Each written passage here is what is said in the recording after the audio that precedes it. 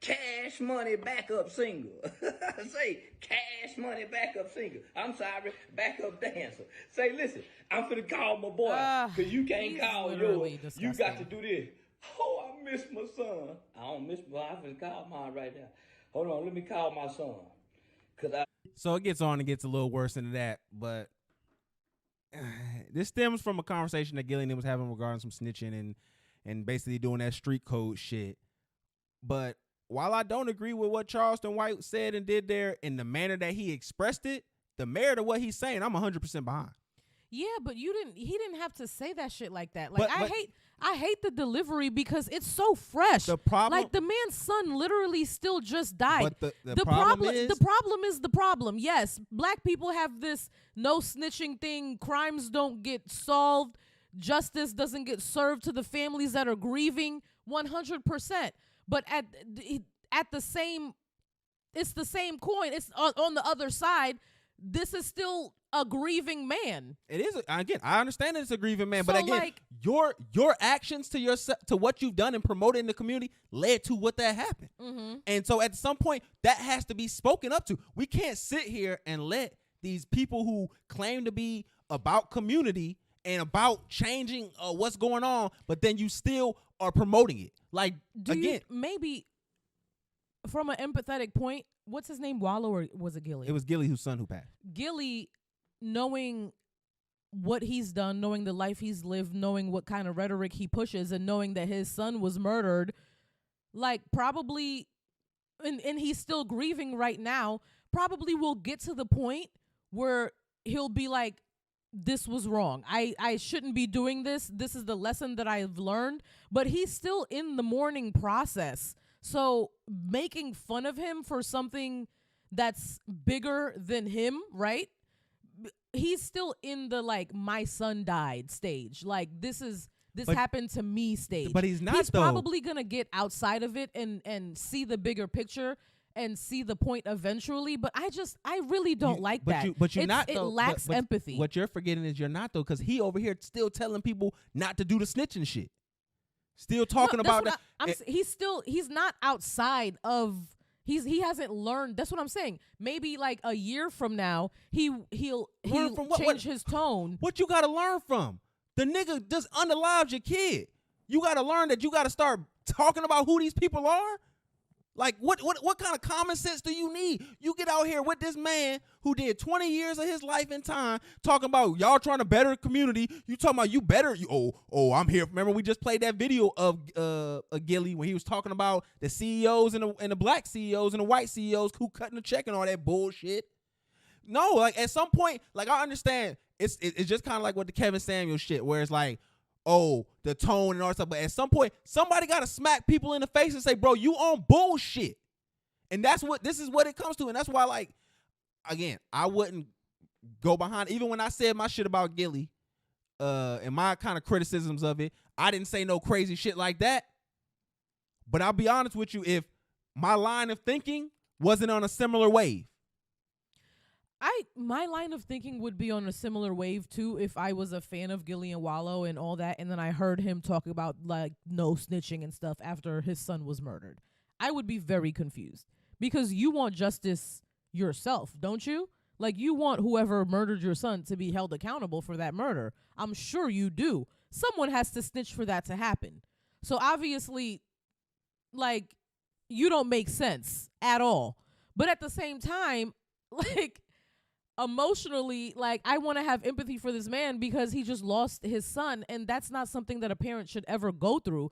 And I don't think he's fucking thinking about that. I don't think he's putting two and two together because I don't think his brain is acting correctly at this current moment. I can understand, but I can also just see the criticism where it's like, bro, you were promoting your son's music who was promoting this kind of lifestyle. Yeah.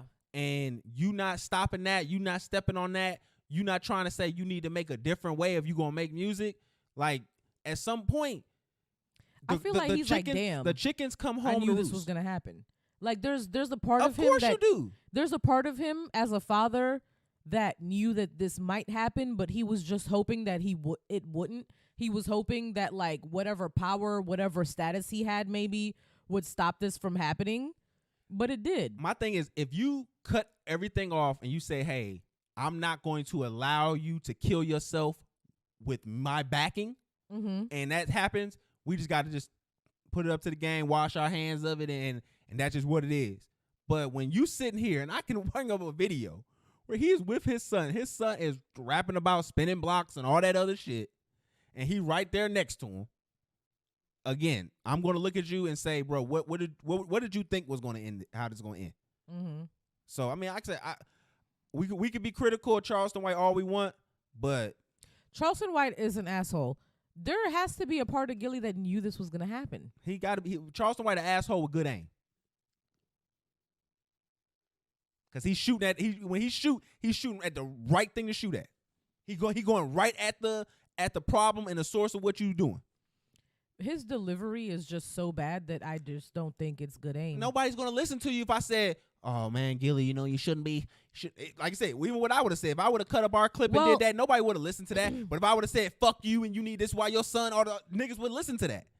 And at the end of the day, it's up to people like us to listen to what Charleston White's saying, pull out the mayor from it, and then explain to people so that do react like you reacting. You said people wouldn't listen. I don't listen. Charleston White doesn't come up in my algorithms at all. I feel like you listen because you want to listen. Listening would be him accurately making people listen would be him getting to people who don't agree with him regularly and who don't interact with him. And he didn't do that with this because I didn't even know this happened. So what your discussion is the algorithm in reflection to what could have, you don't know what happened because you didn't see it. You didn't engage in comments. You don't know when him changing people's mindsets on certain things. And in the day, he could be out. He's not getting people to listen because the only people who are listening to him right now are the people who have been listening to him. Okay, and then we go back 5 years from now, there was nobody listening to him. So what do you mean? So people are listening to him. Just because it's people who agree with him don't mean they're not people. There are people who still listen to him that were not listening to him 5 years ago. So that's what he's saying. I have no idea what you just said. The people are not people. Listen again. 5 years ago, people were not listening to him. It was after that. So now people are listening to him. The people who were not listening to him 5 years ago are listening to him now. So he has people listening to him. What do you mean?